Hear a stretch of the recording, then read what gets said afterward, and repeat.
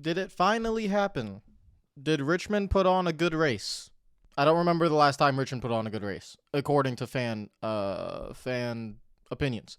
So, in the comments down below, did it finally happen? Did Richmond put on a pretty good to great race? Let me know what you think in the comments down below. Happy Sunday, everyone. Let's talk about it now. First thing, I just want to get it out of the way real quick, because as soon as I turned the race on, I was like, I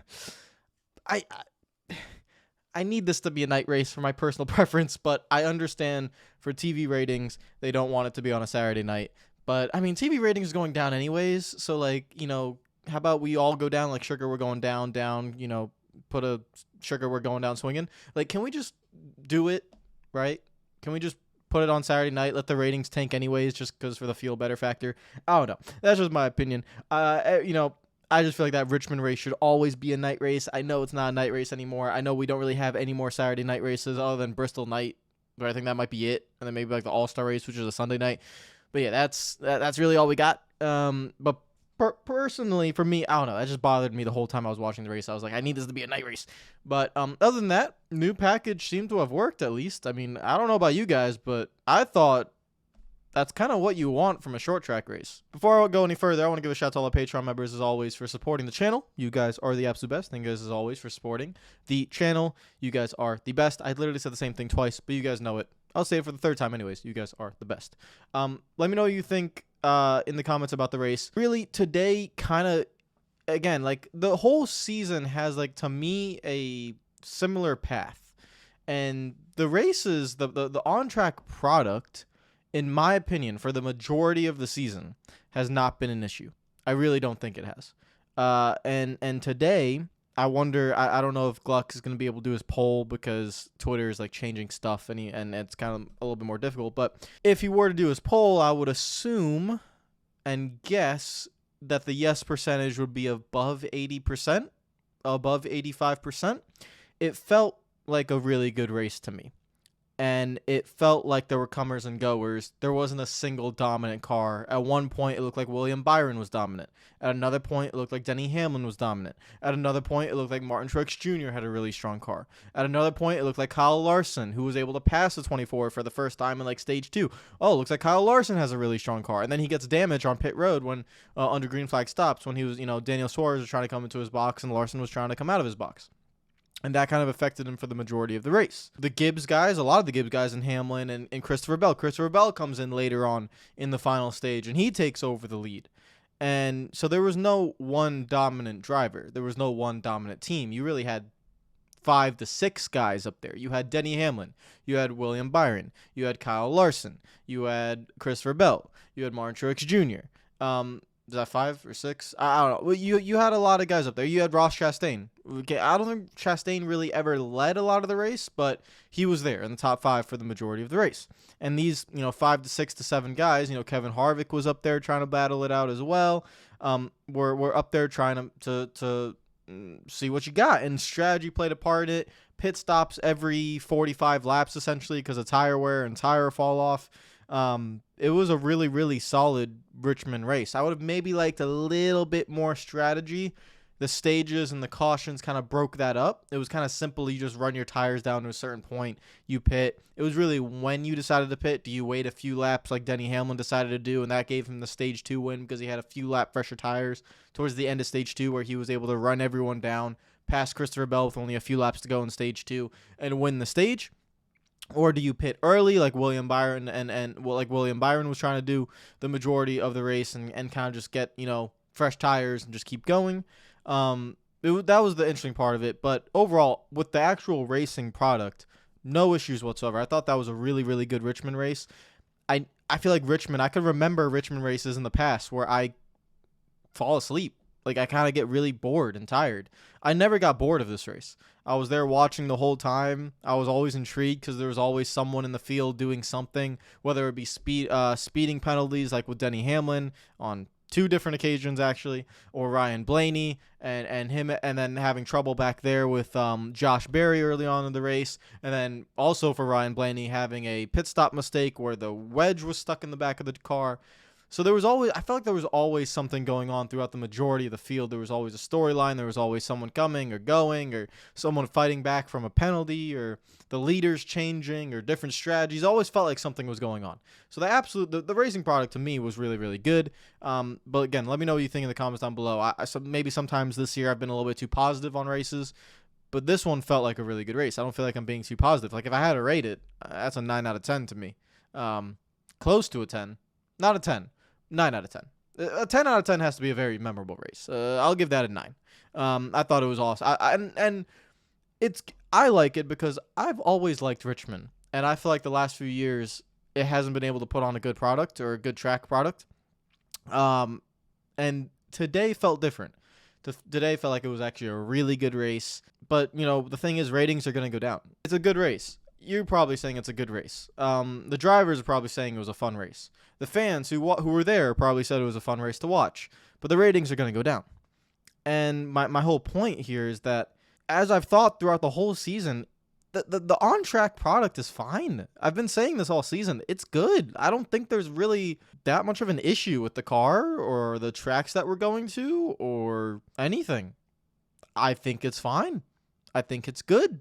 The problem is you're not creating storylines within the field with your marketable assets in terms of drivers, in terms of broadcasting and getting fans interested and invested, in terms of marketing, in terms of promoting. It's kind of these things now that NASCAR have to kind of tackle. The last 5 years, I think, I've been really focused on schedule and on the cars and on the on-track product. I think they tackled it really well. I've said this throughout the whole season. I think it's been fine. Like there's a large enough sample size now as we're into April that the product is good. Got no complaints with it. You need storylines. You need marketability. You need assets. You kind of need more. You can't just, F1 can have boring races left, right, and center, especially with Red Bull being as fast as they are. Like, it's going to happen. But you need to have more. Talk about the technical aspects of the sport, stuff like that. And that's just things that we'll have to figure out, because the ratings will go down on Monday or Tuesday whenever they come out. They will go down. It's definitely a little bit of a shame. To me, I thought the story of the race, in my opinion, if I had to pick one driver, I thought the story of the race was Denny Hamlin. I thought, I just thought when he was in the back of the pack due to speeding, and then we were on board with him. I think you had the visor cam with Denny Hamlin, so you were on board with him, and he just dumped JJ Yeley. Just straight up dumped him early on in the race because I think he thought that he got squeezed, and he got squeezed a little bit. Yeah, I think Yaley didn't give enough room when it was 3 wide. He was in the middle, but then Hamlin just straight up, Fox was on Denny Hamlin, and it just happened right away. It was just really, really funny. That from that point on, it was funny just following Denny Hamlin. He comes up to the front, wins a stage. He's really fast, and then has a really big mistake on pit road with his pit crew that cost him a lot of spots. He's trying to fight his way back up to the field, and then on the final pit stop, he gets another speeding penalty, and I don't know. It's just that sucks. But it felt like he was the story of the race. William Byron continuing doing what he's doing. I told you guys I think he made the next step. I really believe he did. He didn't get the finish today. It happens. Short track racing, you could get crashed late on in the race. Christopher Bell got into him. Bell was blaming it on Chastain, who was on the bottom. So I think Bell was trying to give Chastain room. He saw him there, and it caused him to slide up into William Byron and it wrecked William Byron. I think it's a racing incident, but I don't think Byron's going to be happy about that. But I also don't think Bell was really mad after the race with Ross Chastain. As everyone is usually really mad with Ross Chastain. Ross Chastain really has no friends on the field, to be fair. Not even his own teammate is his friend. So that's kind of funny. But yeah, I think that's just a racing incident. I don't really see if there's anyone at fault for that one. It's just a lot of drivers going for the same real estate in a turn one, and it kind of happens. And then you have the feel-good story of Josh Berry in the 9 car. Strategy got him up there. He was able to stay out, get up to second place, and was able to hold on to second place. I mean, that's just terrific for him. Obviously, we all know he's not going to stay in that ride. We all know Chase Elliott's going to come back into the 9 car, and with seeing how strong all 300 cars are, Alex Bowman was very strong again today. Not as strong as Larson and as Byron, but he was good. But Bowman was good today. And, Josh Berry would look, all right. He picking up pace, but it was really a strategy call by his team that got him up into the top 5. And this is just really huge for him because he's a good driver. I think a lot of people look at him as a short track specialist, really good driver, and that's going to be huge. Obviously, I think it's a few more weeks, 2 more weeks maybe until Chase Elliott might come back, 2 to 3 more weeks I think it is. And so he won't be in the ride for much longer, but still take every opportunity you can because while it looks like Hendrick Motorsports is locked up for a while, like Bowman, Byron, Larson, Elliott, they're not going to go anywhere. You're probably not going to get a ride at Hendrick Motorsports, but you're auditioning for other teams to maybe to give you a cup ride, not just Xfinity. To give you a cup ride. And you're in the 9 car, showcase what you maybe can do. So that second place is going to be huge for him. And I think he's been improving as the weeks go on, as he gets more comfortable with the next-gen car. So that was the feel-good story was Josh Berry. Really, really happy for him. Seriously, really, really happy for that guy. And also Ty Gibbs. Ty Gibbs finished in the top 10. I think he finished in 9th. I don't have the results in front of me right away. We'll look at that in a second. But Ty Gibbs with another solid finish in the top 10. And he's learning. Again, doesn't have the speed yet. Truex had the speed. Bell had the speed. Hamlin had the speed. Ty Gibbs was not there. But he got a top 10. In your rookie season, I'm not expecting anything from him. Even in his second season, not really expecting much from him. But third, fourth, fifth season, maybe, if you show the signs of you're able to get a good finish, you're able to bring home something, the most that you can maybe get with the speed that you have as a rookie, that will lead well into the future when you end up gaining more and more speed. Really, just look at William Byron as an example. It was so good in the Truck Series, was so good in the Xfinity Series. It's taken him multiple years now to get into the Cup level to become kind of like this is his breakout year for William Byron. This is the one where he really is now showcasing the speed that he's always had. And for Ty Gibbs, we've seen how good he is in the lower levels. He's going to be fast, but it's going to take time. Like you can't just enter the Cup Series and be insane. Like it's just not going to happen. So 3, 4, 5 years down the road, maybe he will be to the level of Denny Hamlin or to the level of Christopher Bell right now, or to Chase Elliott or to William Byron right now.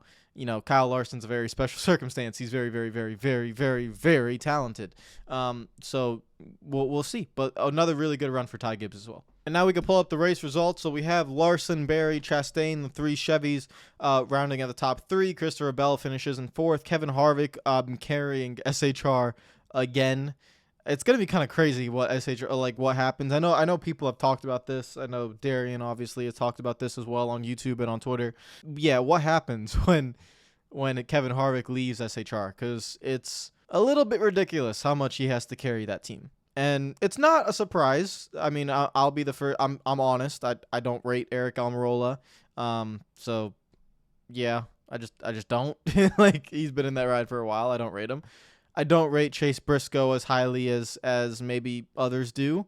And Ryan Preece is also pretty new into the ride, and just think he's another average driver. I just don't. Personally, to me, I just don't think the driver talent outside of Kevin Harvick is good.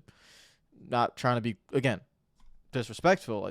Just my opinion. If you asked me, out of Kevin Harvick, I'd probably say Chase Briscoe is the next in line at that team. I don't think I would put Chase Briscoe in my top 15 of drivers. I'm being completely honest. I'd put Kyle Larson in there. I'd put Ross Chastain. I'd put Christopher Bell. I'd put Kevin Harvick. I'd put Alex Bowman. I'd put Joey Logano. I would put Brad Keselowski. I would put Martin Truex Jr. I'd put Chase Elliott. I'd put Kyle Busch. I would put Tyler Reddick. I would put who else? Denny Hamlin. I would put William Byron. I would put Ryan Blaney. Have I named 15? I don't know. I would put Eric Jones. I'd put Chris Buescher maybe. Even Austin Dillon, even maybe Bubba Wallace. I don't know. I feel like I've named a lot of guys, but I would put all of them maybe ahead of Chase Briscoe. Yeah, when you're,